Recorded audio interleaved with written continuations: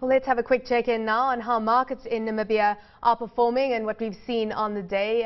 Checking in on the overall index, 984 points, almost 985 points for the overall market. And just a look at how the local index has performed for the day, sitting slightly into the red, but pretty much flat as it stands, 279 points. Check in on how the Namibian dollar is faring today, 88.88 against the US dollar. And as you can see, around 0.4% stronger against the greenback today. Well, let's cross over to NBC, our NBC studios in Windhoek. Rudolf Kuschke, analyst at Simonis Storm Securities, is standing by. Rudolf, thanks so much for joining us today. So you've just released your quarterly report for your views on the Namibian economy and the global context, and also looking at asset allocation right now. Your views of rotating into cyclicals still stand, but overall, any changes specifically in how you view markets going forward in Namibia right now?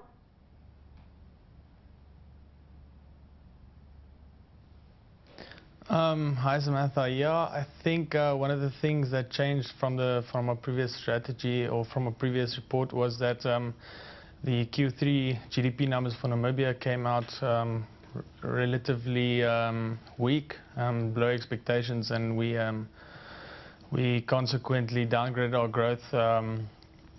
our growth forecast for 2012 to 4.7, down from 5%, although keeping the GDP growth forecast for 2013 unchanged at 4.2% at this point. So basically, so that of course would indicate a slightly less buoyant growth picture for this year. Does that change your investment thesis and what you're looking at in terms of key stocks that are likely to show good returns this year?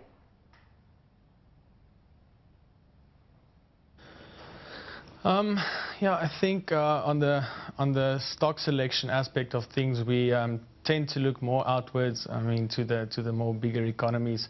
They are the ones that obviously influence our stock markets the most, and so in that sense, I guess we looked at the buoyant Chinese economy recovering nice and strong in Q4, releasing those 7.8% GDP growth figures, and yeah, basically just reinforcing our view that we like resources. I mean, the Chinese economy growing will be good for demand on that side. And then also the weaker rand that we've seen over the last couple of months, that should bode well as well for the resources, and maybe resulting in a few positive earnings surprises for those companies that earn in US dollars. Which ones stand out for you right now when it comes to the companies that could potentially, in fact, benefit from the weaker rand?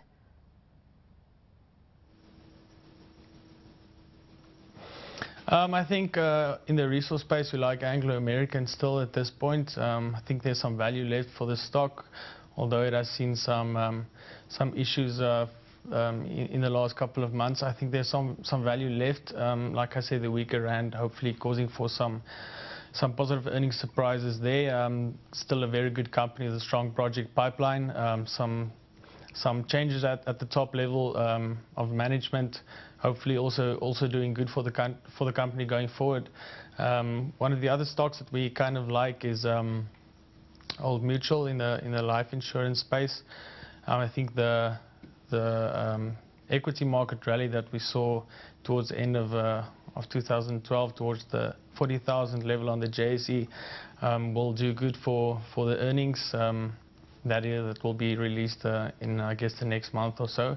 So Old Mutual we like also because of the relatively cheap price that it's trading at. I think it's trading at about 14 or 15% below enterprise value, and relative to the peers in its group, it's relatively cheap.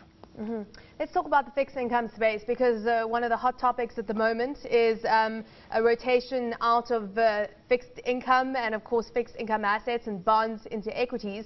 Have you started to see yields rise at all in Namibia like we've started to see in the developed world?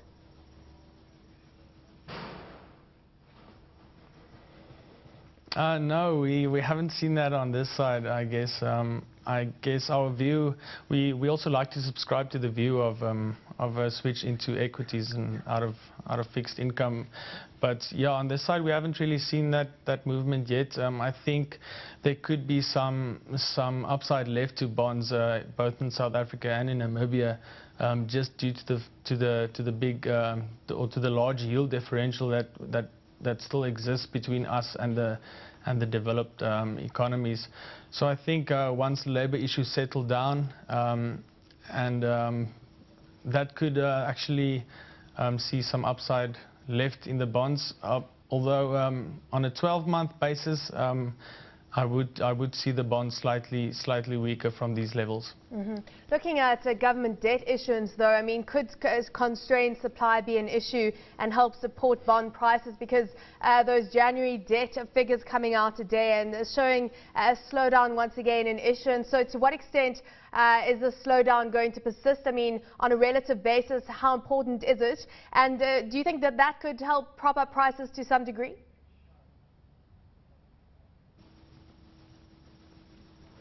I think you're right.